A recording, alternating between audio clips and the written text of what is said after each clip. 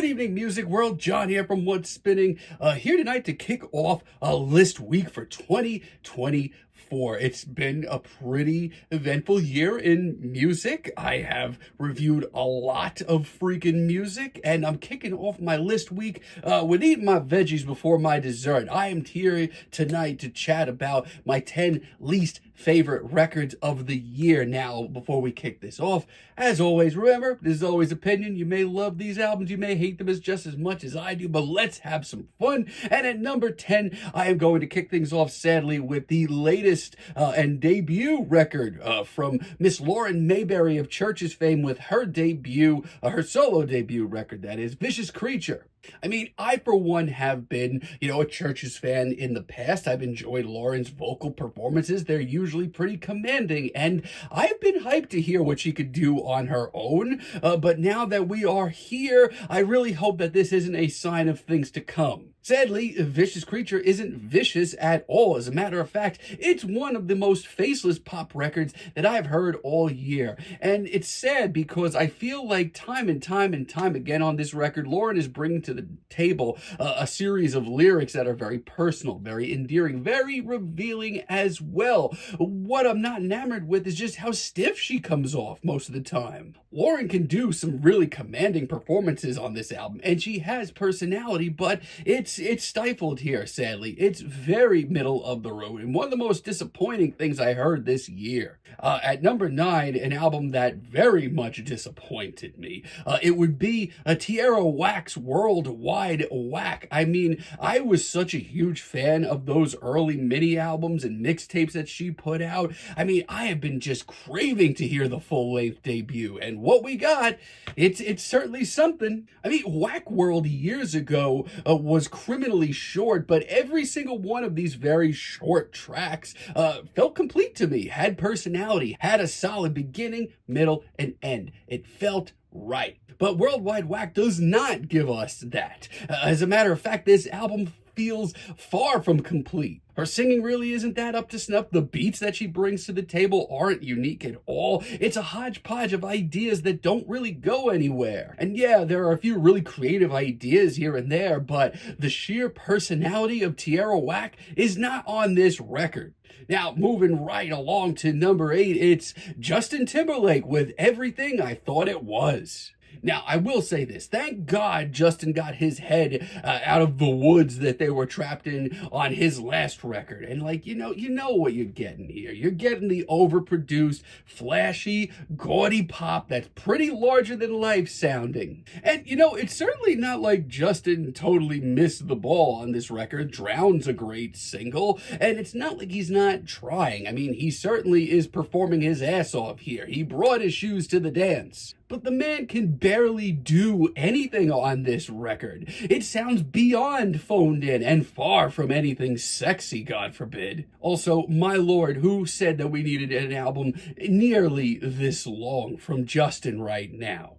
Now, at number 7, I'm sorry, but I'm going to put Taylor Swift's new record, The Tortured Poets Department. And you know what? I'm just going to say this. I actually think that this record has some pretty great moments. As a matter of fact, some of the first intro tracks of this record are pretty stunning. I mean, the starry-eyed, synth-heavy direction of this record, there's actually some meat on the bones there. But for every track that sounds good or comes off as a legitimate moment of maturation, I'm telling you, she takes 3 steps back. She quickly falls into old habits, and this time around, even she doesn't sound invested into these tracks, so why should I? Now, at number 6, I'm going to put the new Bring Me the Horizon tape. Yeah, Post-Human Next Gen. I feel like this album was supposed to come out 3 years ago, and this is what we're getting? And listen, in the past, I have up and down defended the band's poppier direction that they've gone through the last couple of years. But with this new crop of tracks, I just feel like they have just bitten off way too much than they can handle. I'm going to be this guy. A lot of the best moments on this record we heard years ago when they were dropped as singles. But let me tell you, a lot of the deep cuts on this record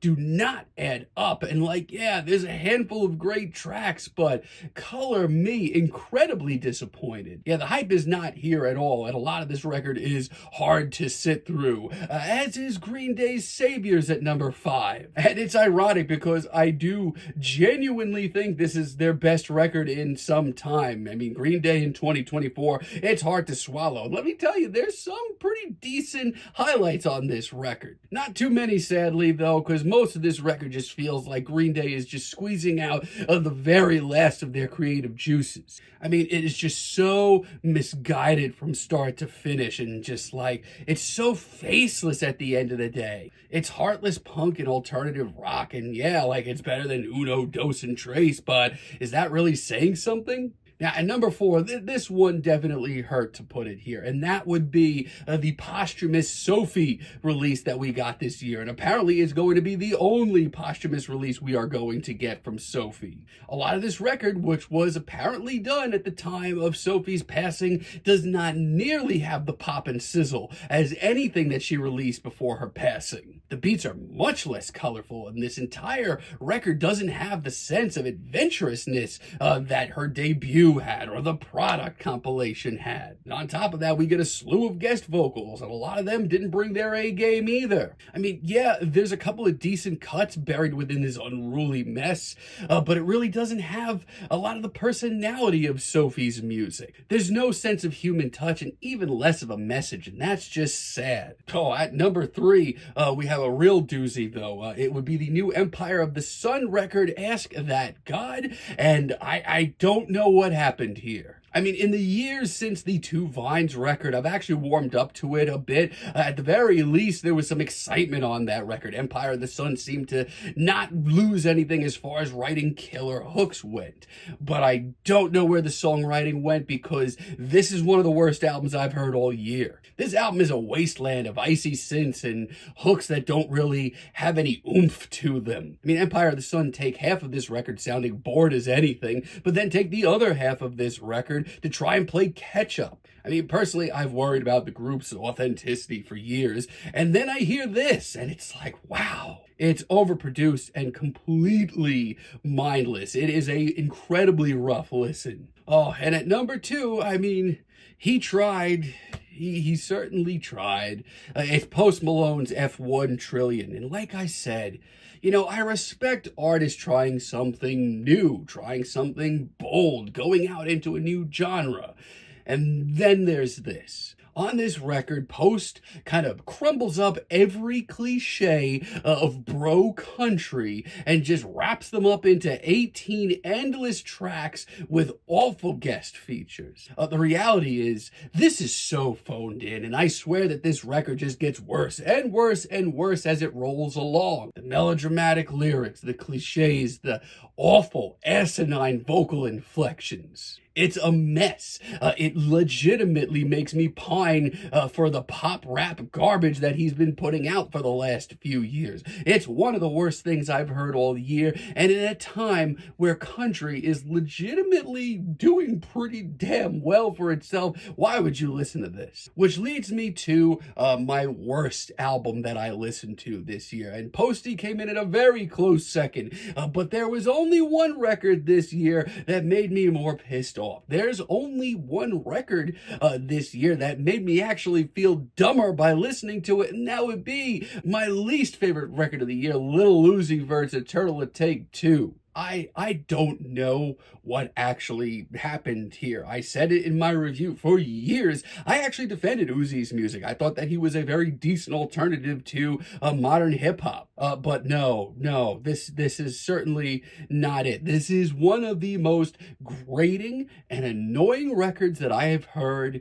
in years. With an album like this that is so long, and there's so many tracks, and it's so overproduced, Uzi has nothing to say. This is a cultural wasteland. This is a content wasteland. It's a melting mush of asinine lyrics and beats that don't even sound good, that make me pine for Pink Tape from last year, which certainly wasn't that good. It is absolutely unlistenable, and I just don't know how it happened. The dude is cooked. I'm sorry. But that's my list of my least favorite records of the year. Let me know what some of your least favorite records of the year were down below, and tune in tomorrow. I'm going to be chatting about my top 5 EPs of the year. Stay tuned for it.